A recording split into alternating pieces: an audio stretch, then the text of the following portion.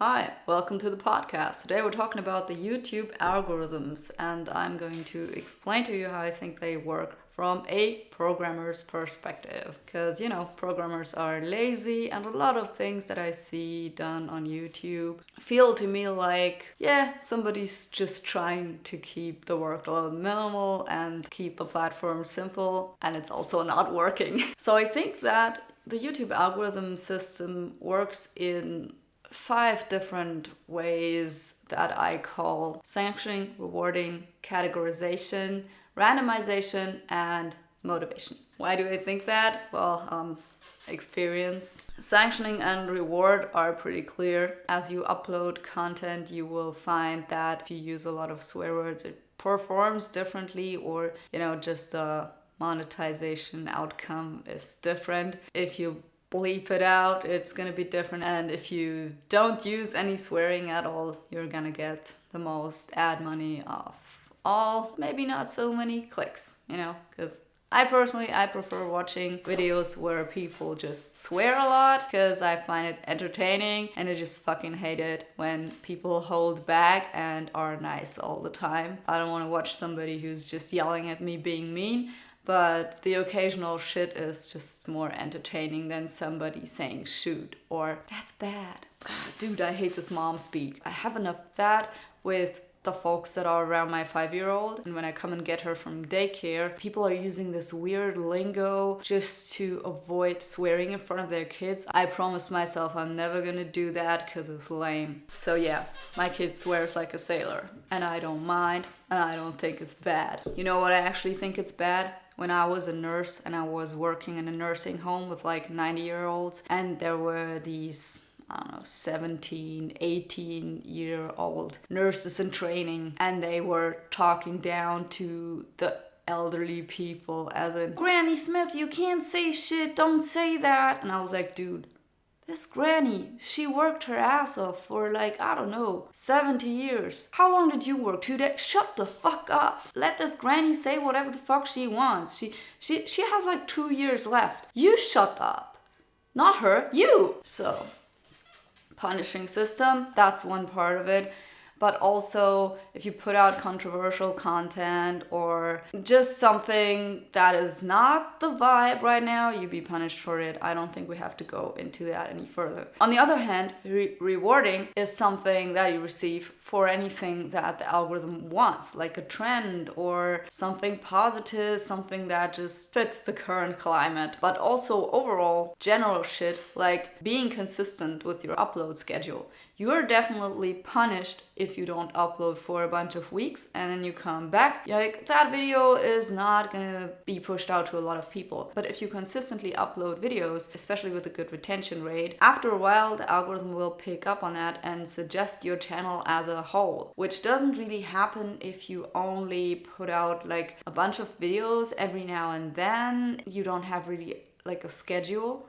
And personally, from a programming perspective, I would produce a schedule, not only something that is I'm gonna publish sometime every week. I would put up a distinct schedule where my video goes up at the exact point in time every week. Not because of humans. I don't really think that humans mind. If I want a video from my favorite creator, I'm gonna turn on the bell and click on all notifications. I want every single video. I want to see them all. And I will decide for myself if this is something I want to watch or not. So I want to turn that on for my favorite creator. Those, the hardcore fans that you might have, and even if it's just 7 of them, those matter most because these are the initial people who will get notified, who will get your video first. And then from there on out, your video will be distributed to other groups. But first of all, it will be distributed to your diehard fans, and then the medium fans, and then the people who haven't watched you in a while but are still in your audience, and simultaneously also to people who have watched videos of you before but are not subscribed. There are fractions, and in time, let's say in the first half hour, the majority of people who get this video are your super fans, and then a smaller fraction are just people who have visited your channel but not watched all of your content, and then the smallest fraction is going going to be people who have not ever watched your channel but kind of are interested in the general topic of your channel or similar videos. You know, they get this video suggested then in like their next up section or something like that. And then over time these fractions just shift, so the foreigners section gets bigger and the people who are familiar get smaller. And if you then also perform well here, then your shit goes viral. But in general, the whole large scale reward system is still based on consistency. I don't think it's a good thing, because I believe that you should be able to take a break and not be sanctioned for it, and not be rewarded also for just pushing out a lot of content rather than fewer content that is high quality. And what I see time and time again is that low quality content, but a lot of it just performs better. And people don't want to hear that because of the exceptions, but it's also because it's exhausting to make videos. And one word on exceptions, the biggest exception to this rule is if you make high quality content that is just awesome video footage, like epic, nice, well filmed, well lit, you look good in the shot, the nature or the tech or whatever you're filming looks good in the shot, you have a lot of b-roll, you know what you're doing, it looks intuitive, it's easy to follow, and you have a cool personality, you know, that is the exception. Like if you're a natural and also a pro, you will make it with fewer videos in the same time and gain a massive following. There is no trick, it's just hard because a lot of people don't see the mistakes they are making, and their whole learning curve is on YouTube. If you come to a YouTube channel for the first time because it is blowing up and it's suggested to you, then you will see someone who has like 10k or 50k followers already, and they are already at a point where their content is pretty okay, and you might still think, oh, I could do that too. Just try, you're not gonna be able to do that too. Because I thought that a few times. I thought like, I could do that too. Like this guy's just sitting in front of a camera and talking, and you know, but I was so slow. My accent was so bad and I looked tired and not motivated, and I just didn't have it in me yet. So you overestimate yourself in the wrong places, and you also underestimate yourself in the wrong places, especially by thinking, you know, I can't do it if I'm not there yet. That's a fallacy. Yeah, you can't do it, but you still have to put out video to just eventually get these 5 or 6 diehard subscribers in the beginning that will stay with you until you don't suck anymore. Hi, editing Undine here. I forgot to say why I think it's important that you upload about the same time each week. And that is because of something we call integration time, or the time over which you integrate, look at your data, calculate a mean value or a median value. If I were to program an algorithm that analyzes consistency, because YouTube definitely values consistency, then I would look at a certain period of time and just look at the median or at the mean of how often within that integration time that creator published. And if I see an uptick, I'd be like, okay, I do a cutoff at a certain point, because you know, if a creator goes from once a month to 5 times a week, it's probably trash or some challenge or some other shit. So I don't want to reward that. I want to reward consistency. And that's why I also think you should start out with 1 or 2 videos per week, maybe 2 videos per week if you're a total beginner, both to practice, but also to have more videos that give you a chance to be discovered. You want to keep that consistent so that this floating mean always stays the same and doesn't suddenly dip for a longer period of time because you're taking a break. Yeah, that's just what I wanted to say, because that is exactly how I would handle that kind of data. And this is lazy, you know, you could take other approaches to that, which would be more fair, but programmers are lazy. So from that perspective, I really think that is the way how YouTube is handling looking at your consistency and how often you post. And you also get messages from them, something like, you know, when you have more views due to more recent uploads, they will tell you, it'll say something like, since you were publishing more consistently over the past few weeks, you received more views and your channel received more interaction or something like that. You get a little notification YouTube Studio about that kind of stuff. So yeah, don't avoid that. My personal strategy in the beginning was to just have 10 videos before I even uploaded anything. I had them, and for some reason I was happy with them, and I uploaded them even though they were total cringe. So if you want to see some shitty videos, just go back in time on my channel and knock yourself out. So third point, categorization. What is categorization? Or should we call it the matchmaker, as in the AI that drives YouTube's mediocre success as a video platform. It tries to match your content with people who are interested in content like yours. Just think about that for a bit. Content like yours, which means your content must be categorizable. Is that a word? It must be able to be categorized in a meaningful way that also fits like the rest of your channel, which is why niches work. Because if you're always publishing to the same niche, then your whole channel will be in that niche. Now, my problem with that, as you might know, is that I fundamentally dislike the idea of YouTube channels being niche channels. Because I don't want that for myself. My channel is a personal channel. I talk about anything and everything that just comes across my mind, like just being in nature, living a minimalist life, traveling, programming, making video content, all that stuff, everything that's on my mind. I'm sure there's gonna be some parenting stuff at some point, and I'm also figure skating. All of that will be on my channel. Why?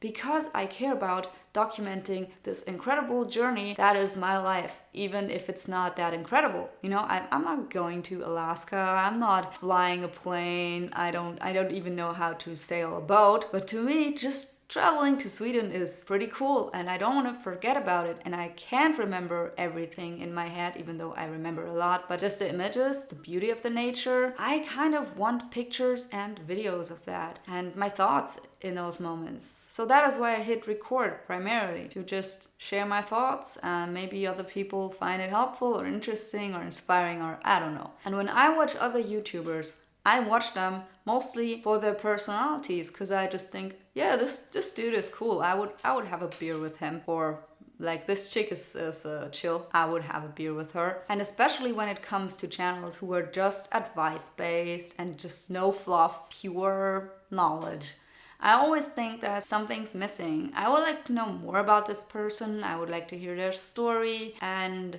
then they make a second channel where they put up some super lame vlogs from their boring ass all new furniture, home in the suburbs, and how they make this IKEA table into some weird looking shit. So, I don't know. I feel it's like it's still better to have some of these weird videos on the same channel as all the successful niche shit. But the idea in general, I believe, how to make this work is to just do that from the start. And not like me make this mistake, like I only published stuff about minimalism in the first place, and then I was like a minimalist channel. And I really didn't want to be that, because I'm a minimalist. I'm not a minimalist YouTuber. I'm just a minimalist. And it's part of my life, but it's not all I am. I'm a person. I have other interests too. I play the guitar. Yeah, that there. My guitar. My kid's guitar, actually, and there's my guitar. I do other stuff too. And I feel like creator fatigue, or whatever you want to call it, you know, when you get bored by your own shit and you can't see your face anymore on camera and you feel like, I don't want to do this anymore, I feel like I'm fake and stuff. That occurs when you do too much of the same all the time and you get bored by yourself. And a way to prevent that is to be versatile and to be yourself. And I hate the word too, but be authentic. Therefore, categorization, yes, probably the best and easiest way to success on YouTube, but is it the way to be successful in life? Probably not. I hope that in the future there will be more of a movement, as in like people following people. And I think it's already starting, because we have more of these character YouTubers, these people who are just interesting and cool, and you can imagine yourself hanging out with them. You would actually love to meet this person at some point. These are the channels that will prevail, in my opinion. And the channels who just have one topic, eventually they will either expand or pivot or get bored of themselves, or, you know, they start a second channel. I don't want to ever start a second channel. I mean, I have a German language channel, but this is a side project. It's not something I really care about. It was just something I wanted to try and test and see if it goes crazy or not, and it kind of did, but perfect example of niche, very successful channel, like gained 1,000 subscribers within a few weeks. And I was like, okay, but I don't have time for it. So doesn't matter, water under the bridge. But with my main channel, and that is something I decided a long time ago, it will stay all over the place. It will stay a mix of everything I am interested in. I will not bow down to the YouTube overlords and be like, oh yeah, let's just make it a niche channel about Linux. Oh yeah, let's just make it a hiking channel. Oh yeah, let's just make a minimalism channel. I might be mildly successful in the minimalism niche too if I also only did extreme minimalism, because that's the only thing people Google right now. It's not the hipster 2015-ish phase anymore. You know, back then minimalism was all the rage. Now it kind of isn't anymore. And then you end up pivoting anyway, you know. Had I stuck with that, maybe my channel would be big right now, but the views would be down anyway, because views on minimalism are down anyway. There are so many moms talking about this crap. It's really hard to keep up with that unless you want to become really repetitive and regurgitate the most basic shit to people, so that in the end of the day, when you lie down in bed, you're just fed up with yourself and you feel like, why am I talking about this? This is not inspirational, cool, fun. It's just so basic that I feel stupid. And I don't want to do that. If I'm to talk about this topic, I want to do it in a cool, interesting way, and not in this, oh, here's a list of 5 ways how you can declutter your bedroom kind of way. So point number 4 then is randomization. And that is because there are so many millions of YouTube channels that the platform at some point has to just randomly pick some that make it. And I believe it's not as bad as on TikTok. On TikTok, I feel like one of their routines just randomly picks out videos that are performing well and pushes them out, and also prevents other videos that organically could grow into virality and just suppresses the views. It's really fucking annoying on TikTok. I feel like YouTube sometimes does the same, it just caps the views, but I believe they are doing that more based on retention and based on how the viewers interact with the video than TikTok does. On TikTok, it's more random, is what I'm saying. And the problem here again is categorization, because how is a video successful? If you have a high retention and a lot of interaction in the form of comments and likes, your video is going to be successful. If you post 4 to 5 videos like that in a row, your whole channel will become more successful and your views will just dramatically go up. It's just like, I don't know, that's the magic number right now, I believe. With a grain of salt, you know, it's just from a perspective of me analyzing this kind of data and just having looked into that for a while. But I don't work for Google, so I can't promise you anything.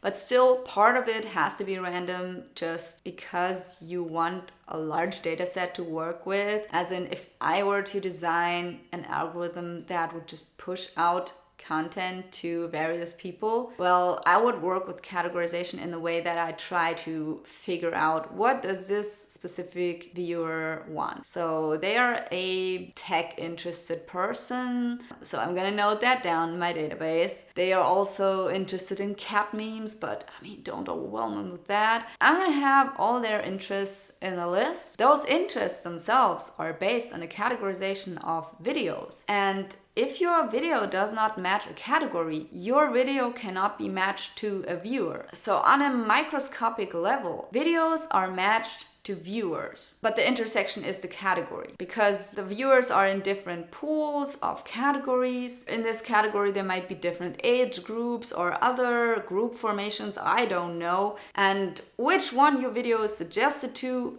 is probably a little bit random.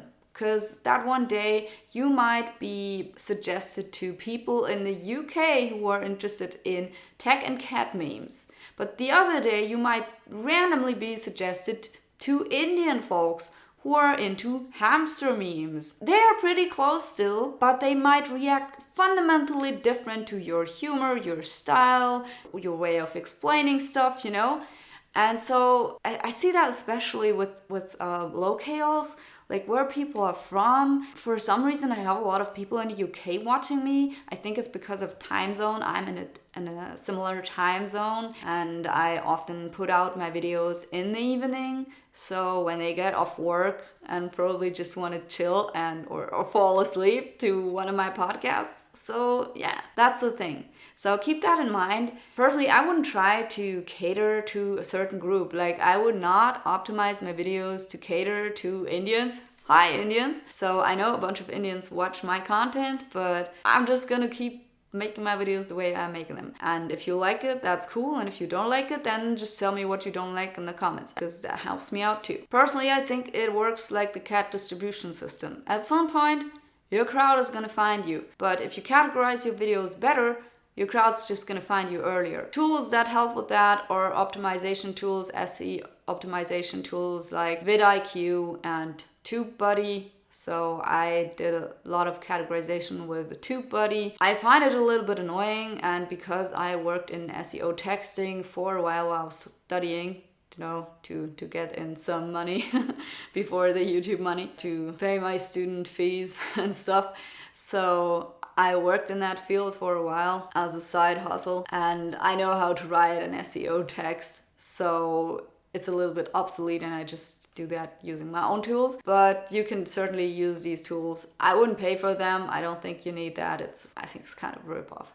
But like $10 a month for optimization of your video, come on, like you can write that with a regular expression algorithm. I don't know, I can code that in a day and I have an algorithm like that to optimize my video. It's a little bit ridiculous. The access to the YouTube database or historic data, okay, that's something I'd be willing to pay, I don't know, $1 per month for. But yeah, just a lot of these extensions just get more and more bloated and just slow down your browser, and no, I don't think it's worth $10 a month or $5. Yeah, just one or two. Okay, 10, no. Okay, now last point is motivation, and that is linked to kind of rewarding and randomization. You see that especially on TikTok, where every now and again just one of your videos will be successful, usually one that you didn't care about, which is so weird. Like the fast and just funny and carefree kind of videos. Those are ones that blow up. Like in my case, I made this video on YouTube about Linux and how I don't like elitist people in forums being dorks telling others to just Google stuff.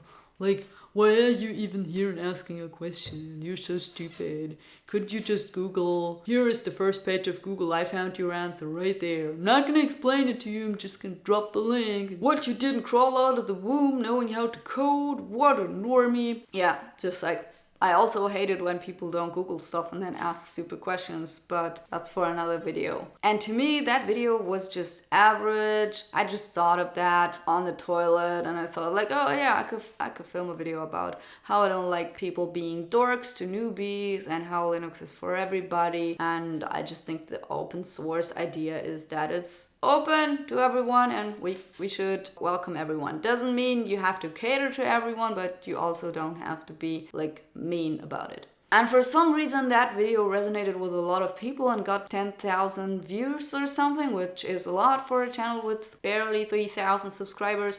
It pushed me up 1,100 subscribers just as one video, which is crazy.